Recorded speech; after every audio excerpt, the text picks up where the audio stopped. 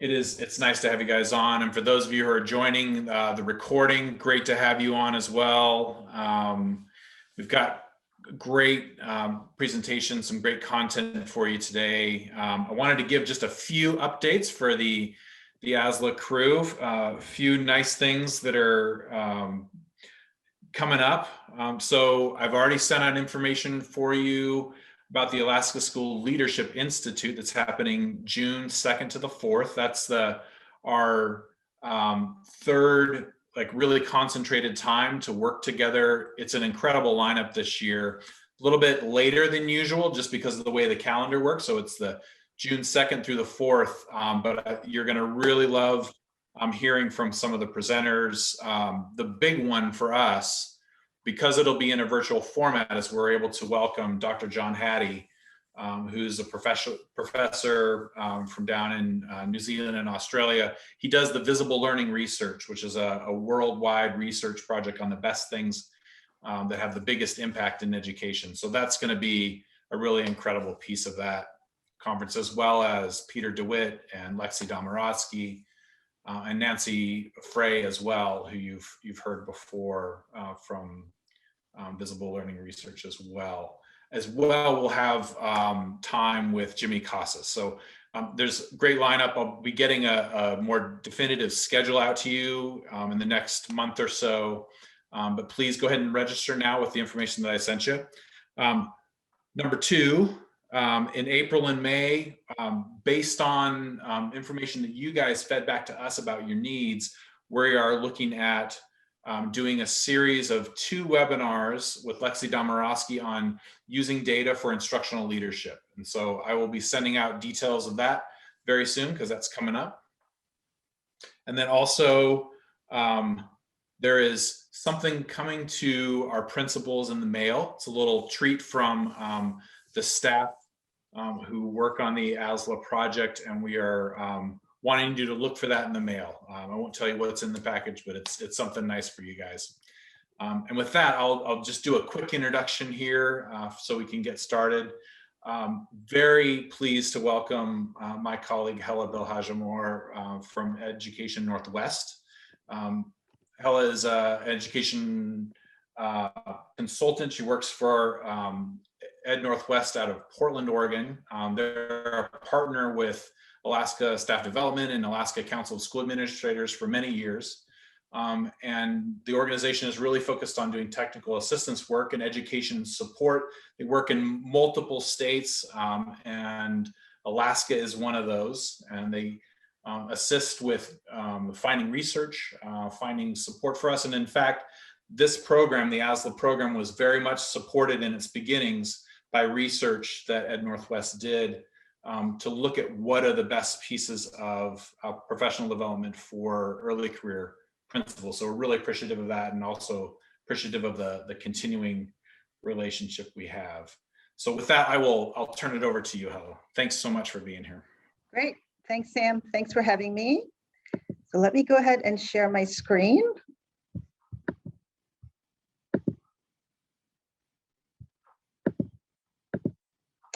And you should be seeing a slide that says teacher evaluation and support in online environments.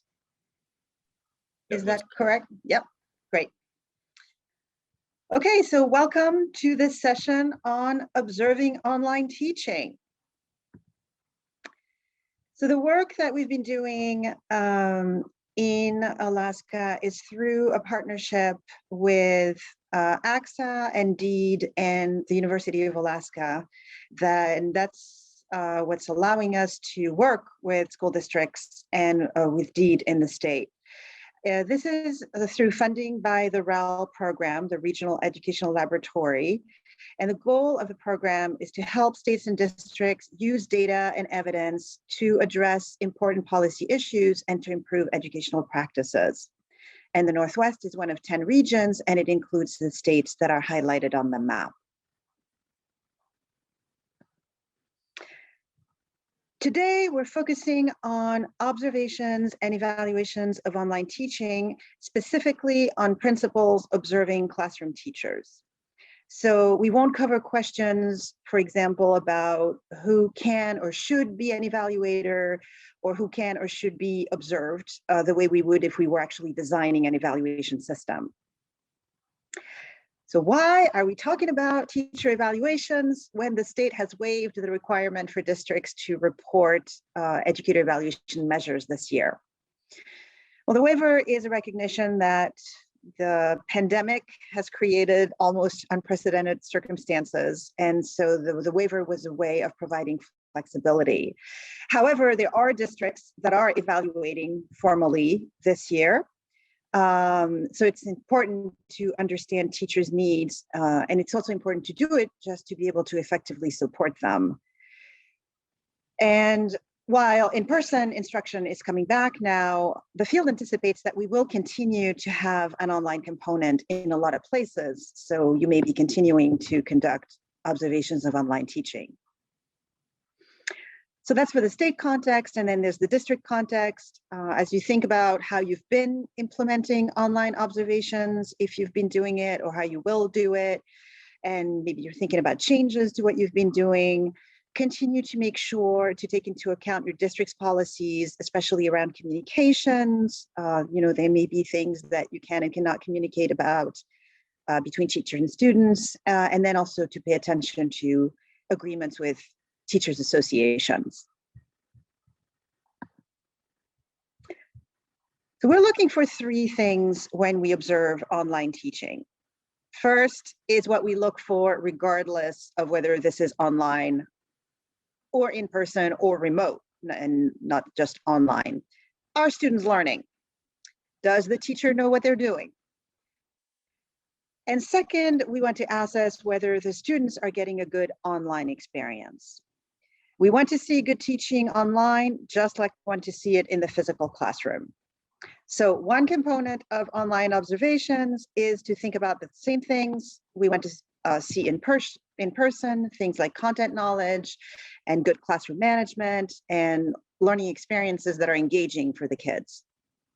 So things that you see in traditional observation rubrics. And then we need to modify our processes for situations when we're not in the room with the students and the teachers, and we can't see things like body language. And we need to make sure to communicate whatever procedures we put together, whatever new timelines, communicate that with teachers.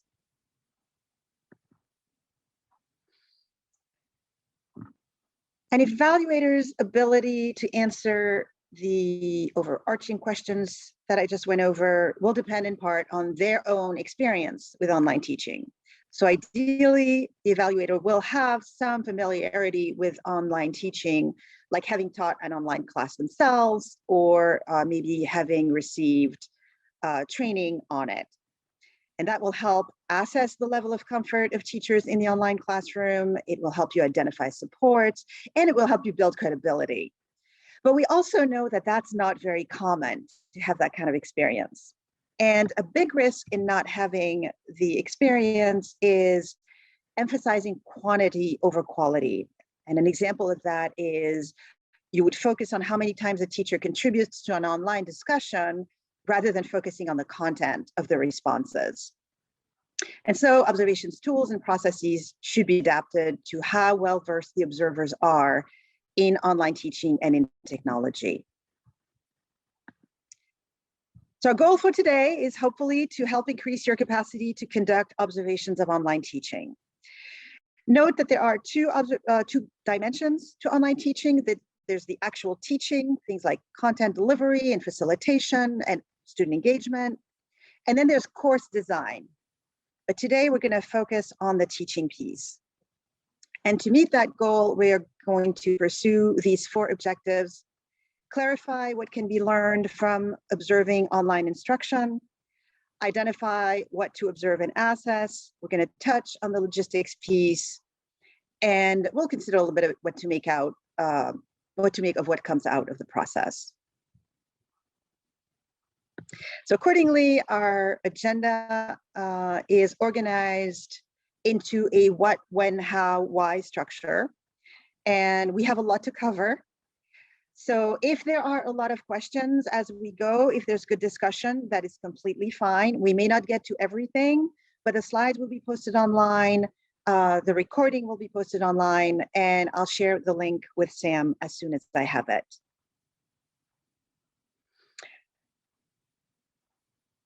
Before we go on, are there any questions?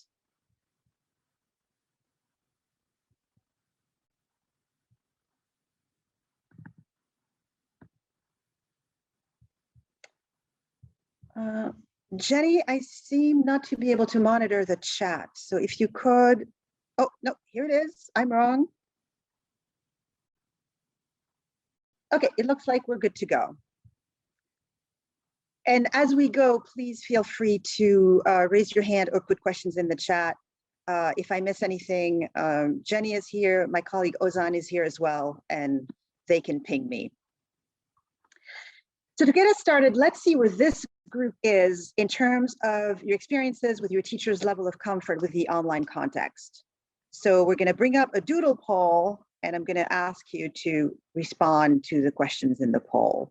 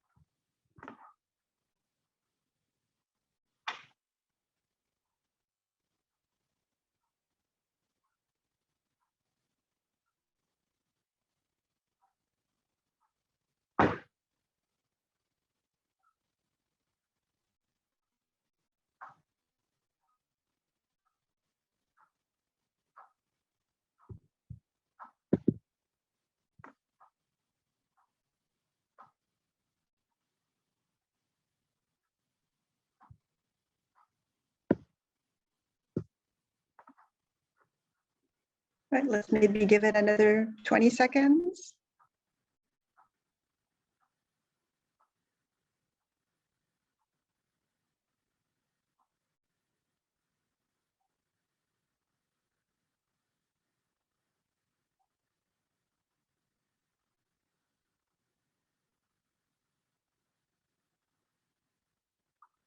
So I think what we're seeing is these responses are a little bit on the low end, right? The highest we have is 50% for most of my regular classroom teachers are qualified to teach online.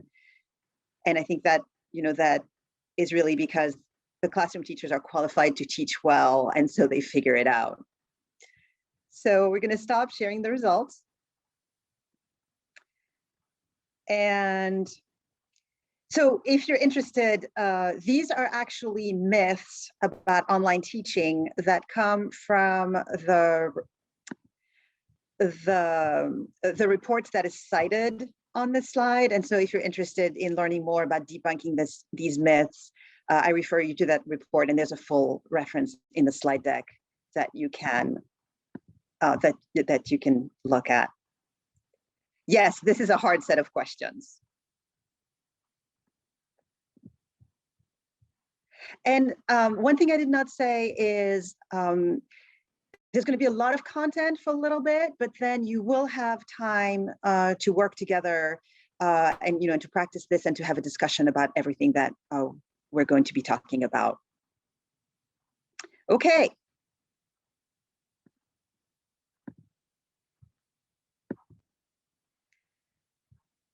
So let's start with the what of online teaching evaluations, and we're going to do that in 3 components.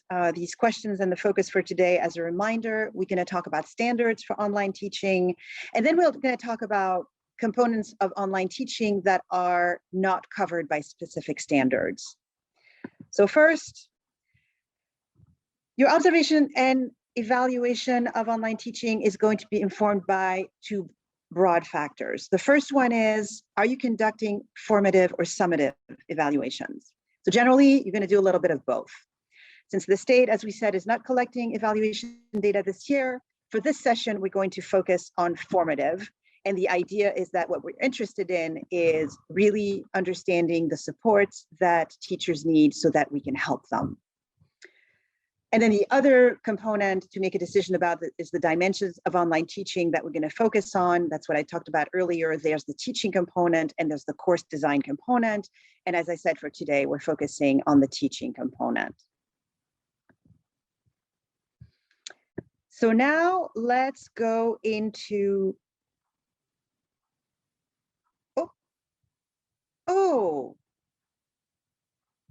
thank you, Ozan. So Ozan pointed out to me that we're still seeing the icebreaker slide. Here we go.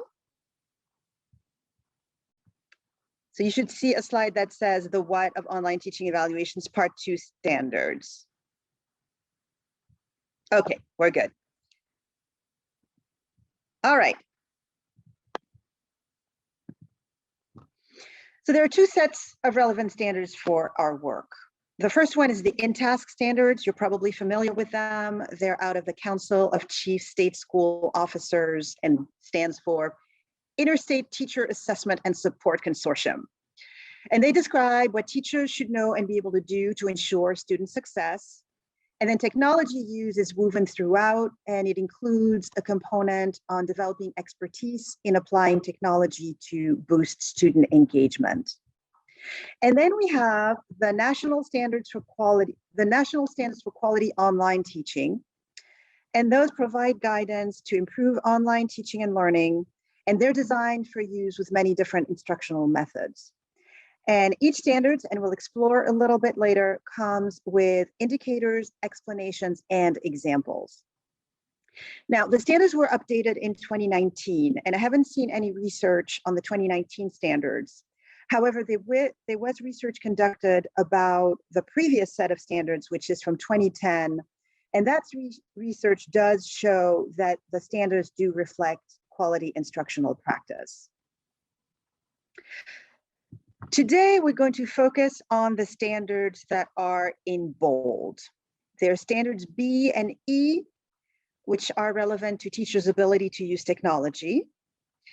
There's standard C, which is relevant to examining teachers' ability to create interactive opportunities for students. Standard D is relevant to investigating teachers' ability to engage students through active learning and agency. And then standard F is relevant to personalized instruction. And later in this session, you'll have an opportunity to select a standard and start deciding how you might want to use it in your own work. Okay, so let's have you provide us with some information for a second. So we're starting with the standards for technology used. What would you say is one thing you can look for in an online observation to rate a teacher on technology use? So go ahead and either raise your hand or type your answer in the chat.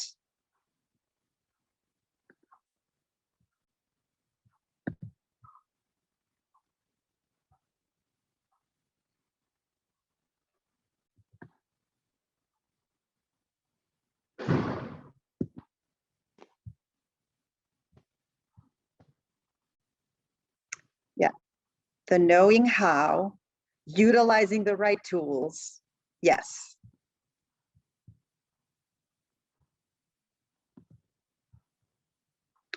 Yeah, those are definitely covered by the standards, as we're going to see.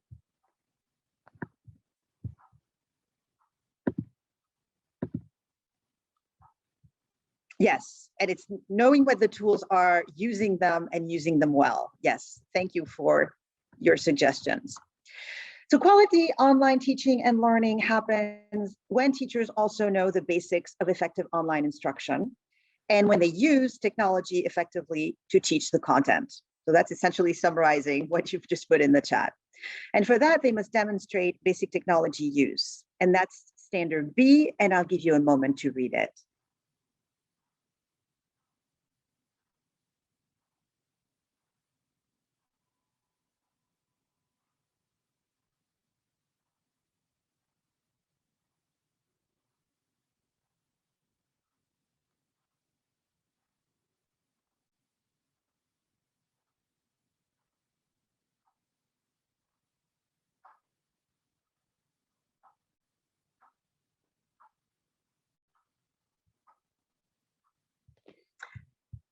So these standards are connected to what the research says is important to look for in online teaching.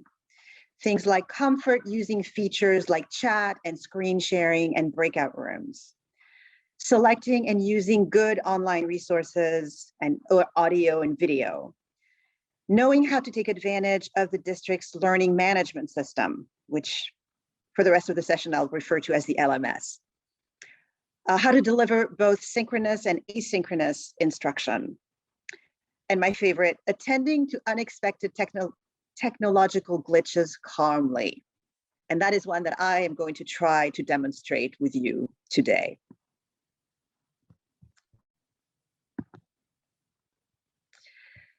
Demonstrating effective technology use also involves promoting legal, ethical, and safe behavior related to technology use amongst students.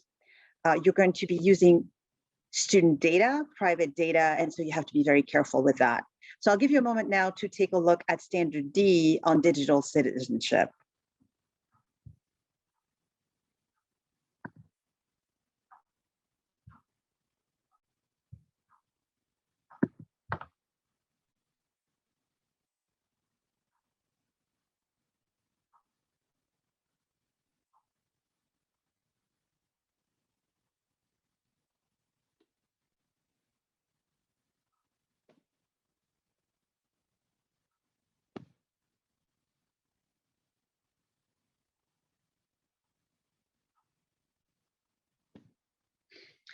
And so what you'll see here is that, this is all about what the online teacher does or should be doing. And you can tell that a lot of teachers are going to need support with that. These are not obvious things.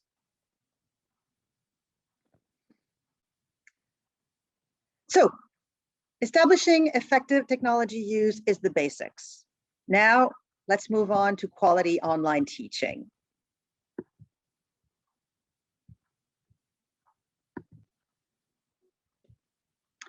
So first, how do you know that teachers are engaging students online? Students are more likely to succeed if the courses are highly interactive, is one thing we know from the research. So that's what standard C covers, and I'll give you time to take a look.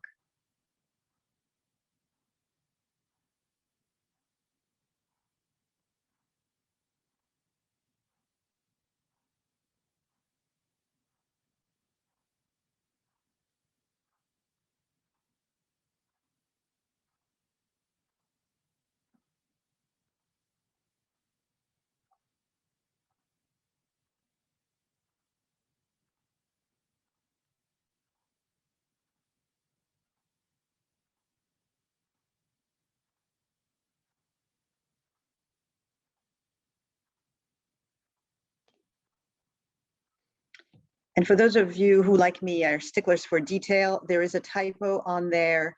This is a picture from the actual standards. So I'll let them bear responsibility for the typo. So related to this, there are, I think it's important to know the standards. I think it's important to also be able to think conceptually about this.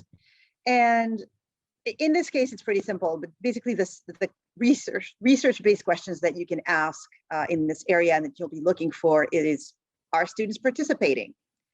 Are they collaborating and communicating among themselves and with the teacher? And is the teacher as you suggested before, using a variety of tools that promote collaboration and engagement.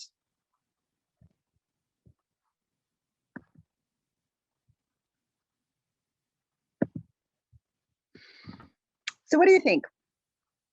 What is one piece of evidence that would show you that the teacher is engaging students, not just engaging students and getting them to participate, but engaging students in active learning?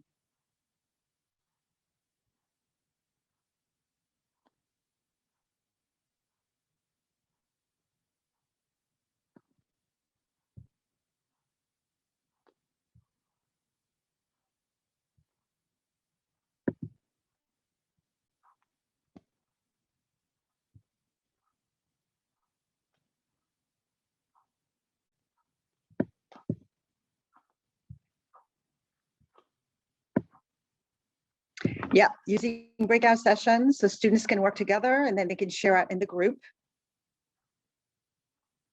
Yes, and robust back and forth discussions, which can be in the context of those breakout sessions. Waterfall chat answers, that's one I don't know. Would you be willing to say a little bit more about that, Robin? Sure, it was a strategy I learned, I think, through Fisher and Fry's distance learning playbook, but it's like sometimes students are really hesitant to type in an answer, but you can ask the prompt or provide the prompt and tell everybody, type in your answer, but don't hit return. And then you tell them all to hit excuse me, return at the same time. So it's like when you're looking at the chat, it's like a waterfall of answers coming at once instead of just little bits and pieces coming here and there. So it adds a little bit more opportunity for kids to feel confident either answering in the chat box, rather than just one or two individual answers. Yeah, that's a great idea. We're going to use that for the next prompt. And I see Lily agrees. No, that's great. Okay. So that takes us into standard D. So we want students to participate and collaborate, and we want these interactions to revolve around meaningful content. We also want to see the students do more than just passively consume content, so just reading or watching content all the time. So in other words, we want to see active learning and ownership of learning. So take a moment to look at standard D.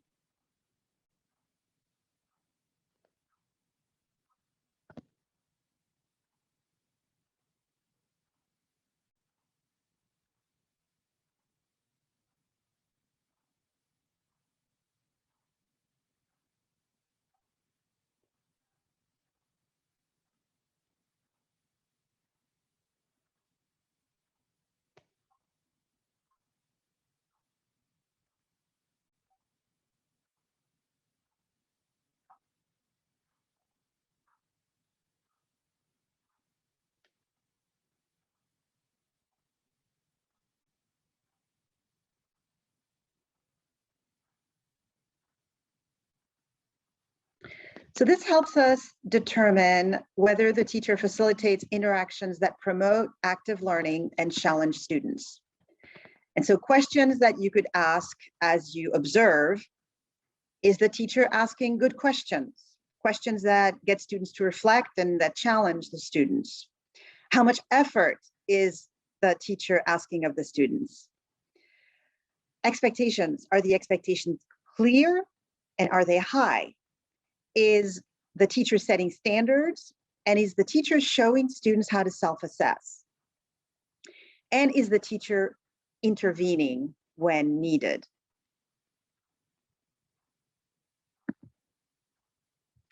So let's explore standard 2 a bit further. The role, so standard 2 online teacher engages learner agency, or what I've called, referred to also as ownership of learning. So the role of teachers has been changing from pure deliverers of knowledge to guides of individual learning. And that's something that's been happening for a long time in online learning. One way to help students take more responsibility for their own learning is through project-based learning, or PBL. So one question you could ask is, is the teacher utilizing PBL? Now, PBL seems like it's something that would make much more sense in person, and it's ideal. But if it's not feasible, for example, for students to present on a project during a live online session, they may be able to share on their project through the LMS. So we have an example here where students present their work to the class via a class website. The other students critique what they call the solution and make further comments about the case, about the problem that was presented. After all the students had responded, the student who was presenting updated and reposted their work, and that included the new insights and conclusions gained from classmates. And it's only at the end of all of the presentations that the instructor provided an overall reaction to the cases and specifically commented about issues the class identified or failed to identify. And so in this way, students learn from one another as well as they learn from the instructor. So PBL can also be an opportunity for students to be creative, and it's an opportunity to bring their culture into the classroom. And that brings us to the next standard, which is about diverse instruction. And so I'll give you a moment to skim standard F.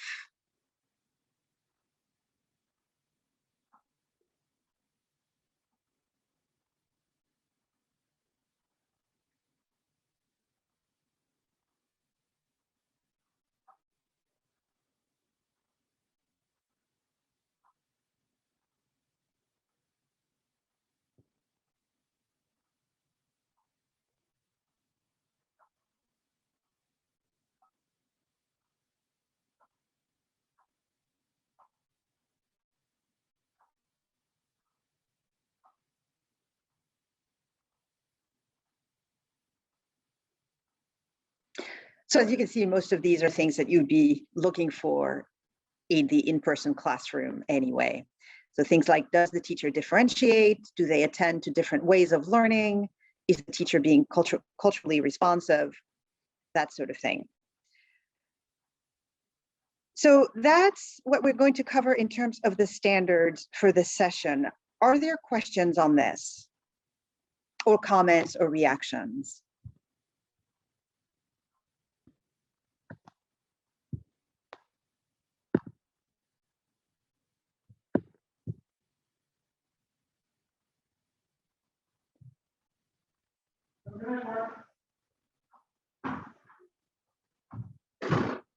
Yes, the standards are quite thorough.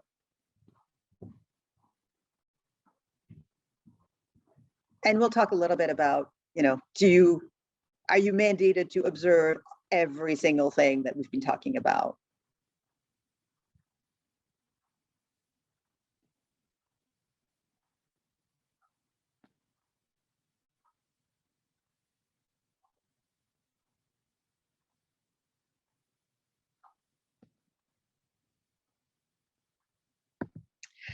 Okay. Oh. Yes, accommodations and modifications that are appropriate specifically to online learning. Yes, I agree with you, Lily. And that would be something interesting to think about when we do the activity later on. One of the things you can do is take some of these that you think are particularly important and then see how you might want to modify them or how you might want to implement them in your context, and perhaps thinking about specific examples that are relevant to your context and to your students.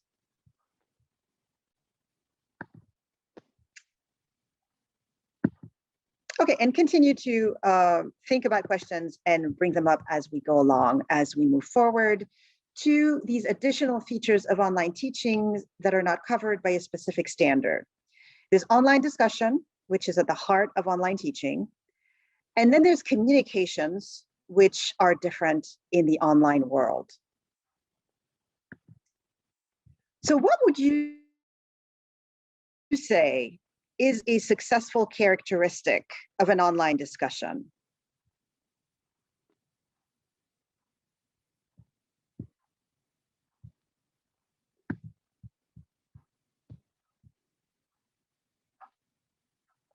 Shall we do a waterfall? Why don't you all think about one? And then in a moment, I'll ask you to put it all in the chat at the same time. So we're practicing the knowledge we just acquired, or some of us just acquired.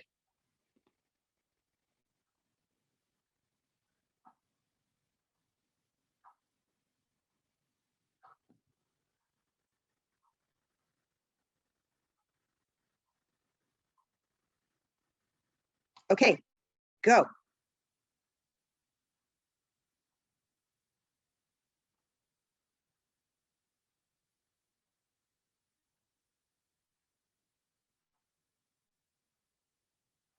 Yes, reflective, prompt that requires deep thinking.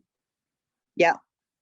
In online discussions, just like in a synchronous lesson, we want to make sure that these interactions, these activities are all about meaningful content.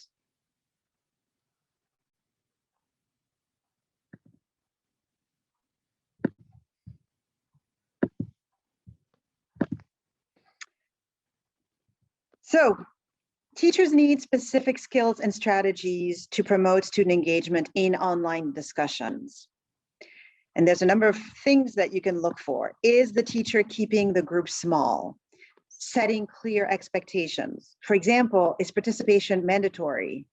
Or do the students' grades depend on it?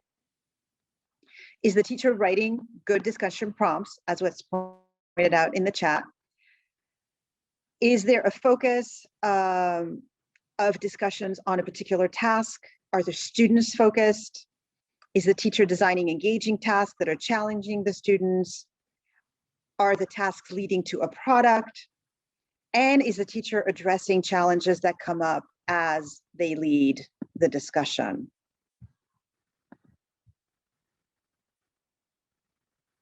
Oh, I think I went a little too fast here. Give me a moment. Here we go. So the other piece is communications. In online teaching, teachers don't see their students as often, if at all, as some of the circumstances that some of you will have experienced over the past year. So they may rely on phone calls and written communications like emails and posting in the LMS and providing feedback in writing.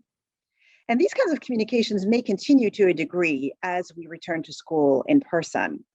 So you may want to examine teachers' written communications to determine how well they communicate in writing, things like what words are they using and what tone are they using. So the evaluator will need to assess the timeliness of communications as well as their effectiveness and their professionalism. And there's a resource in the slide deck on things to look for specifically in that area. And guidelines are helpful. What can students email teachers about? What should be discussed in an online LMS? When will teachers respond? It might be helpful to set expectations for that. So you can help a teacher develop these guidelines, and then you can monitor communications based on the guidelines so everyone's on the same page. With online courses too, a particularly important challenge is volume of communications. Students may need more time, they may need more help, and also they can work at any time. So, an email can come up at an unusual time of day, for example, on the weekend. So teachers need to manage their time well so that interactions are frequent and they're consistent, and that they can answer questions and provide input, and they can check in on student progress.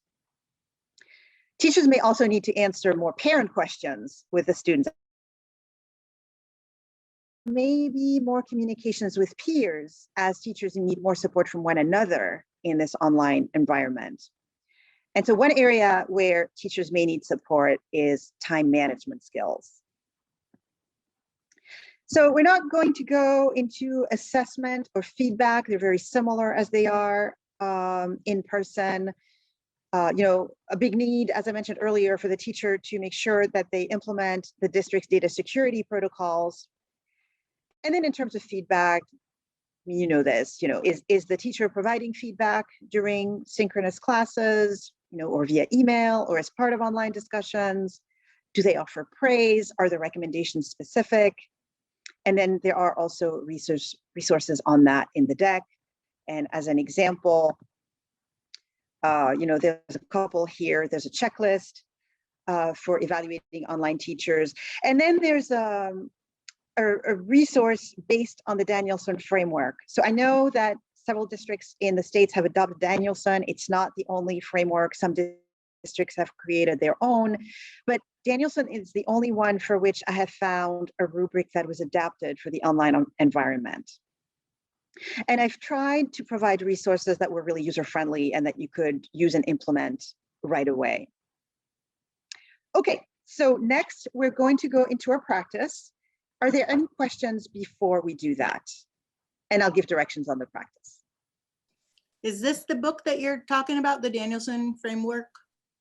Yes. Okay. Perfect, thank you.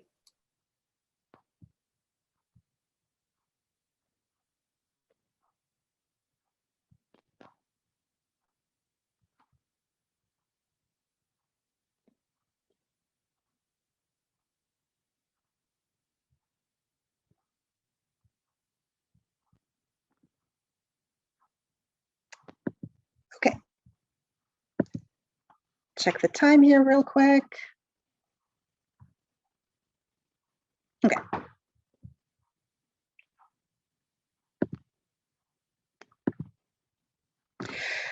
So you're now going to take a moment to put this learning in practice. And so in a moment, I was going to suggest we go into breakout rooms. We're not a very big group, so we may stay together as a whole group, but let me describe the activity and then we can decide that. So the idea was that each room would focus on a standard set of standards and a corresponding topic. So if you're interested in discussing effective technology use, you would be focusing on standards B and E. So first you will review a list of the standards that come with explanations and examples, and those will be provided. And then you will work together in the tool that a little bit of which is pictured here. And so what I'm going to do is stop sharing my screen, this version of the screen, and I'm going to share the tools that you will be using in the practice.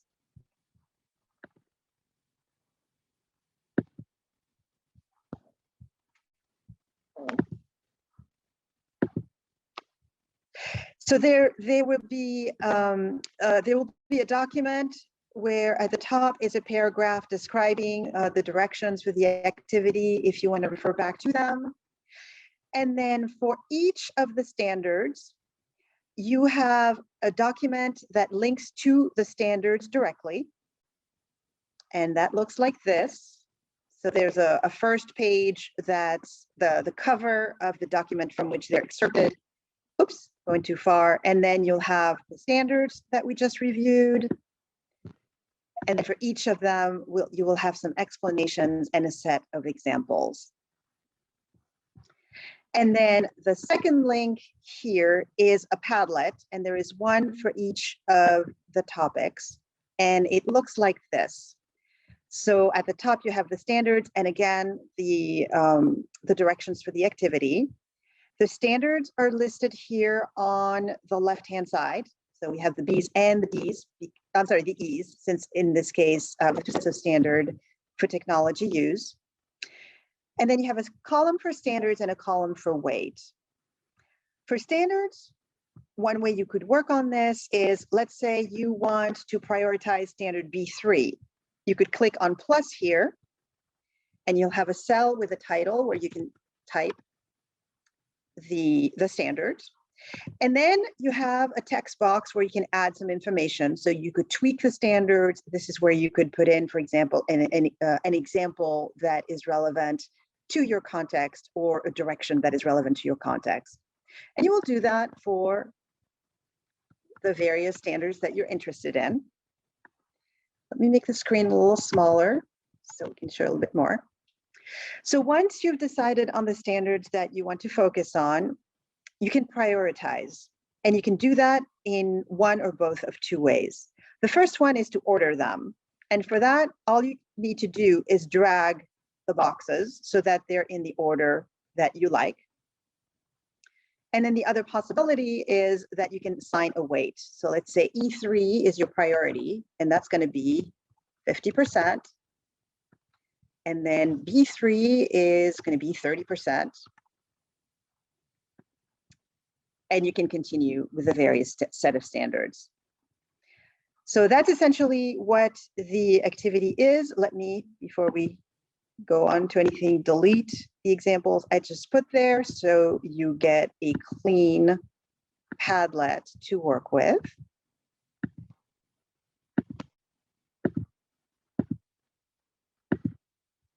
Oh, one thing I will add in this document here with the directions, sometimes the links work when you click on them and sometimes they refuse to work. I don't know why. I think it's a Google Docs thing. So if for some reason a link doesn't work, you can just copy and paste it into your browser.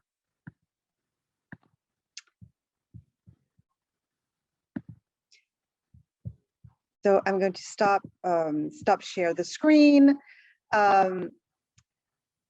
What else would be useful? So I think it would be useful to do this as either a whole group or a small group, because I think it's helpful to discuss these and to prompt each other to share some ideas.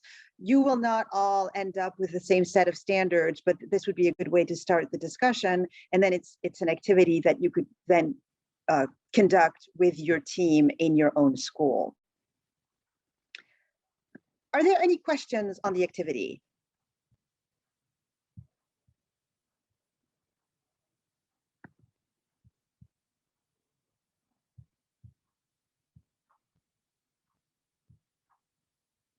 Yeah, I see we have a I vote whole group.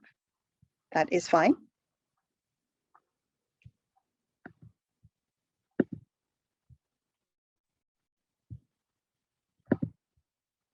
Okay, so what we will do, Jenny will put in the chat the link to the document that has the instructions. And so in there, as I said, you have the link to the standards and the link to the Padlet. So what I'm wondering, we could work, if all of us agree to work on the same set of standards, I could share my screen for that Padlet and all of you could be working in there and seeing each other's work.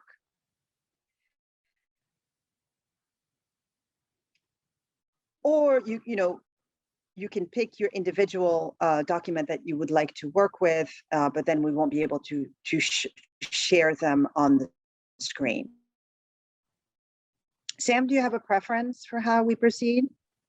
Maybe everyone put in the chat which one you would prefer to work on, and we'll see if we have some kind of consensus. I'll show them again. We could do a consensus. It'd be great for the folks who are joining, watching the recording.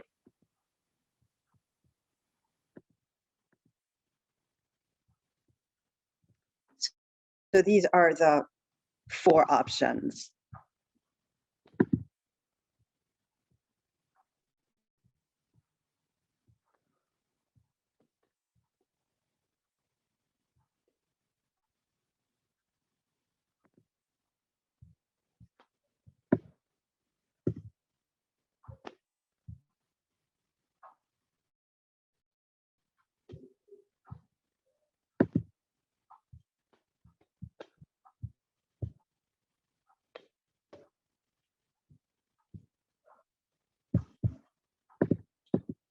Oops.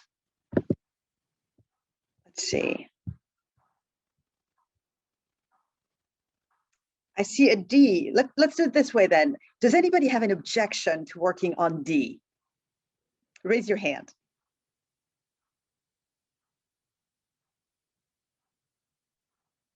All right, we have a go for it. Another 5 seconds if you have an objection, or forever hold your peace.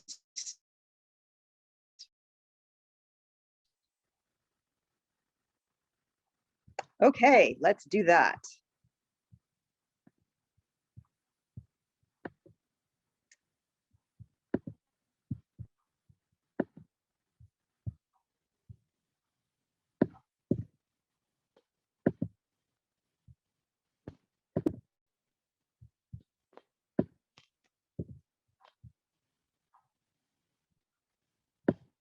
So what I would encourage you to do, I'm going to put the link to the actual standards in the chat so that each of you can look at them on your screen.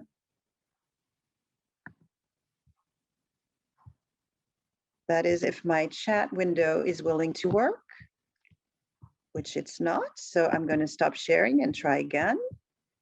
And this is me modeling calmly dealing with technology issues.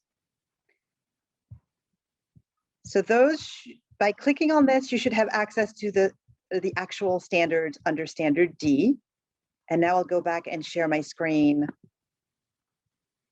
You will want to open as well, because that's how you'll be able to type in the Padlet.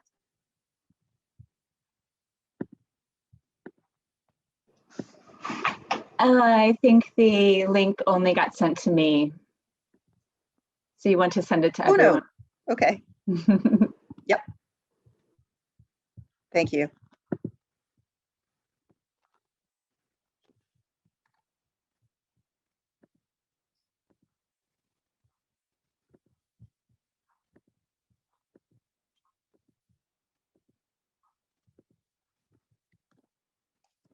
Okay, now you should have the link to standard D.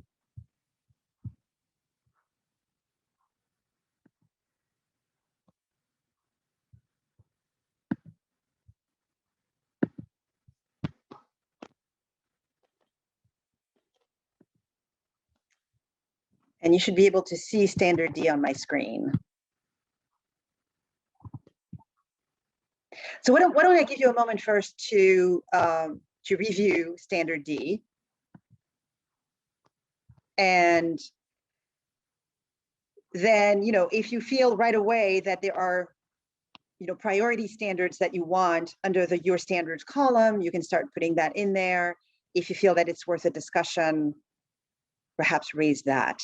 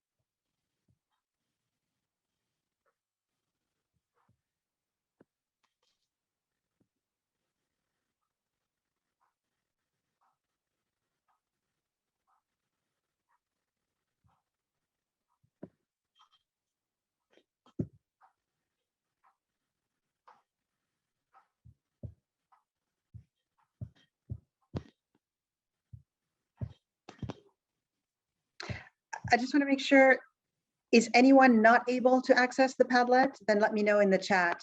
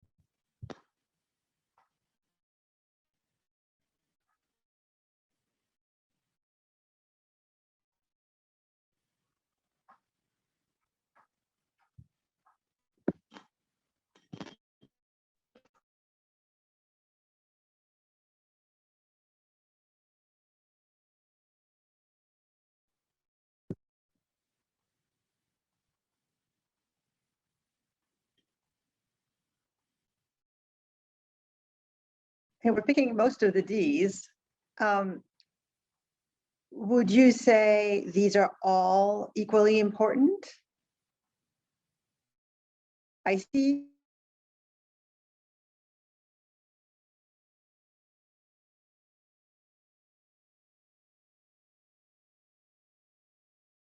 I see a little bit of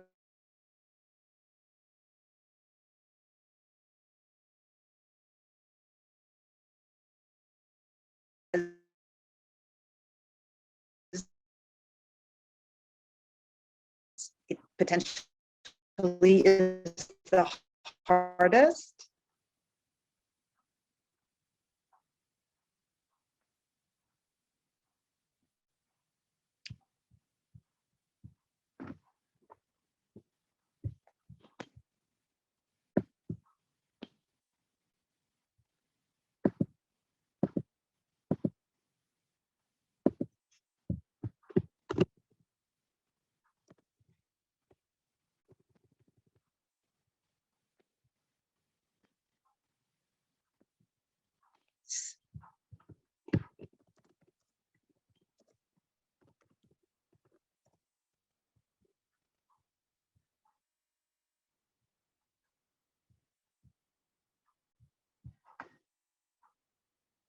Okay, I'm sorry. It looks like I froze briefly. I'm at the office because I wanted to have really good internet, and I've had a couple of warnings that it was unstable. So hopefully that doesn't happen again.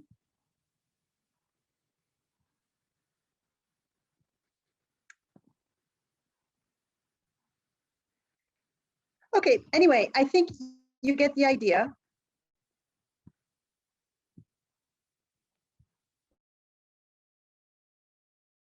So let's perhaps close the activity so we can cover the when, how, and why briefly, and then you'll have the tools to use this in the future if you like.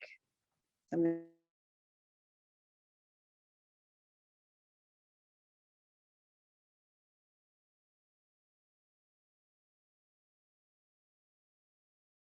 stop sharing this screen.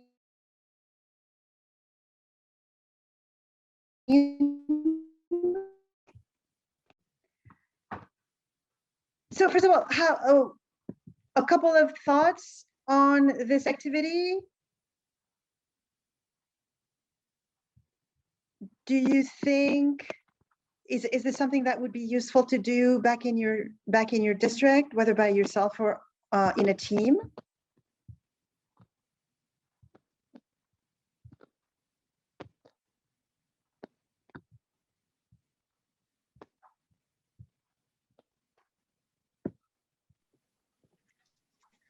I think I could just speak to this a little bit. I noticed that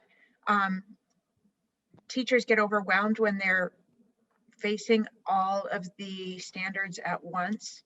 So I think it would be really helpful as a school to say, okay, which are the most important ones, and let's just focus on those so that they don't, because teachers want to be good teachers and they don't want to feel like a failure. So I think it probably would be very helpful to have these conversations and keep it in bite-sized chunks and say, this is our focus, and then kind of build their capacity as the year goes on. That's great. I'm actually going to use that as a segue into the when of online teaching evaluation. And then if there are more thoughts after that, I would love to hear them.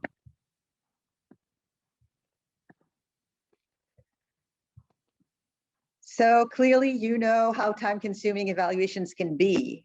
I think all of these standards can be overwhelming to teachers, as you just said, but also when you think about, the observation rubrics that we use in person, they can be overwhelming to principals. And you may actually be in a district that that is not using the entire rubric that they may have adopted initially. Anyway, the research doesn't give us an optimal length of frequency for online observations. So it's thinking about how much data you need to make sure students are receiving quality instruction and that you have the information you need to support teachers.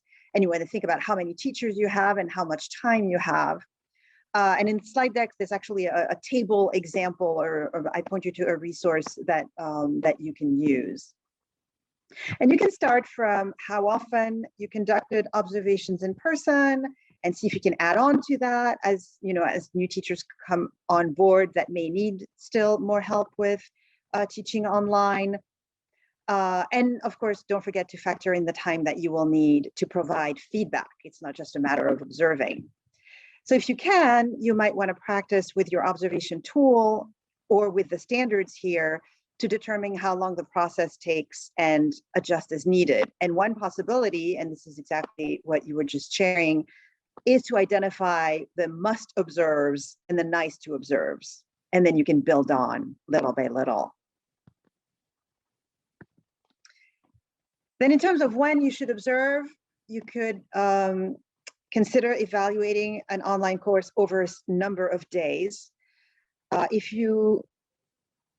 Oh dear, now my battery is running low. Let's hope that's not an issue. Otherwise, we'll go run and plug in.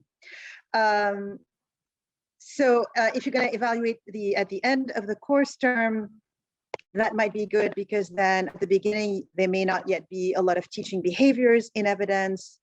At the same time, you might want want to observe early enough that you can identify immediate teachers' needs. The how is really about the data. Observations of teaching yield a wealth of data, and online teaching makes additional data available through the LMS and course analytics. So that's a lot, and that includes both indicators of quantity and quality.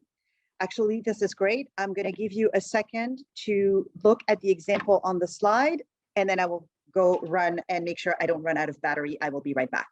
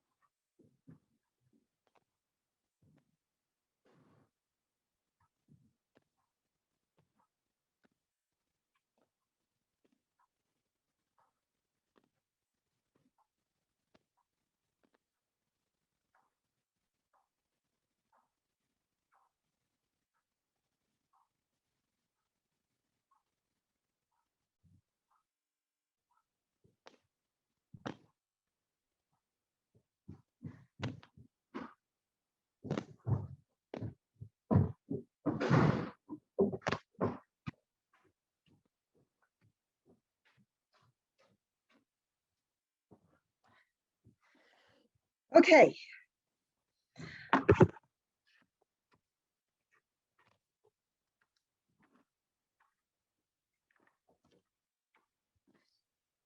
Okay, sorry about that. At any rate, so as I said before, in the context of time constraints in particular, it might be useful to emphasize the quality indicators over the quantity indicators. And there's a chapter in the report that is cited here that can help you make those decisions. And now I will show you an example of what data sources you could draw on for each standard. And I'll give you time to look at that so I can catch my breath. Yes, Sam. I was glad to see the pre and post on there because, just the bit of work we've been doing this year on another grant on evaluation systems, those pre and post conversations can be such great space where it doesn't feel high stakes and you can talk about expectations, issues, things to look for, and set up like the actual evaluation so well by just like talking about what are the things that an evaluator is going to be looking for. And so I'm even thinking like not so much the pre-conversation for the observation, but just those conversations that can happen amongst the staff about online teaching, especially in kind of a crisis situation. What are the markers that they should be aiming for, thinking about as they create their online space and their online instructional style, right? Because everybody's going to have a certain style they bring to it. So I appreciate that was in there because there's so many great things in these standards that just are, like to think about and then begin to plan as you're planning through your how you're going to transition, maybe if you have to, from what you would normally do in an in-person classroom and bringing it online. How do you make those bridges across? That's it. That was just some thoughts I had. No, that's great. Thank you, Sam. Any reactions from the group?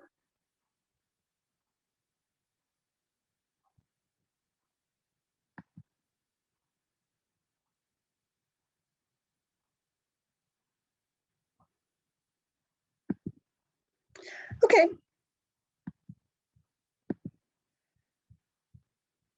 So, we've been experiencing a lot of changes. I don't think we're done. And so again, thinking back to the communication, communicate those changes to teachers in advance. And on the side, what I've put here is an example of a teacher evaluation timeline. This is an example from Fairbanks. And what would it look like for online teaching? Would it be very different? You would let teachers know when they will receive the evaluation procedures. You would let them know about any changes, are there changes in how many times they will be observed and when? when the pre and post conferences are. So the same way you would be doing in in-person teaching. And also let them know how observations are being used in decisions about plans of support. And there's a link in the slide deck to a document that I think will be useful from the Colorado Department of Education. And it sort of gives you an idea of what are data sources beyond classroom observations that you can use to provide feedback. There's guiding questions, there's a 4-step process.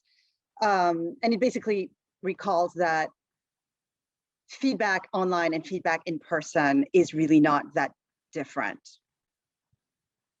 So in the interest of time, I'm going to skip the why, because the why section was really more of a recap of why we do this. And we talked about this. We want to support teachers. We want to understand their needs. We want to help them improve.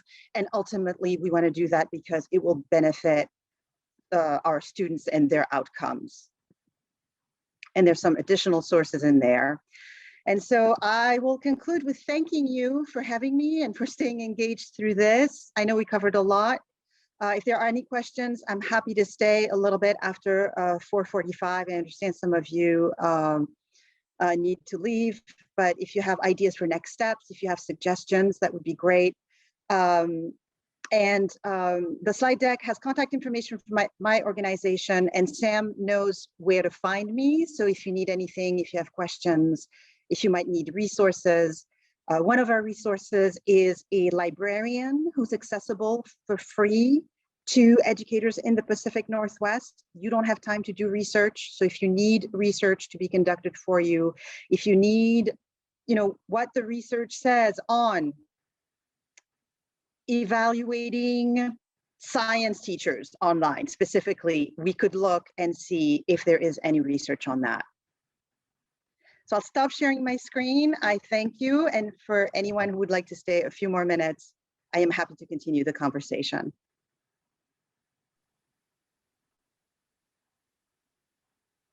Well, I really thank you very much for providing us a context. I think you're right. I think we're not done with some of the changes, and also the opportunity that we've had to engage in online learning in different kinds of ways over the course of this year. It's been instructive, I think, for a lot of folks about its capacity, that there may be some spaces as we begin to transition back to a non-COVID teaching space where online instruction is really going to be something we want to continue for certain groups of students or for certain subjects, to begin to bring those subjects and that really robust teaching into places that maybe doesn't have access to that. So this is really valuable, I think, for context moving forward, not just for the moment that we're in right now. Great. Thank you, Sam. Thank you, everyone. Have a wonderful evening.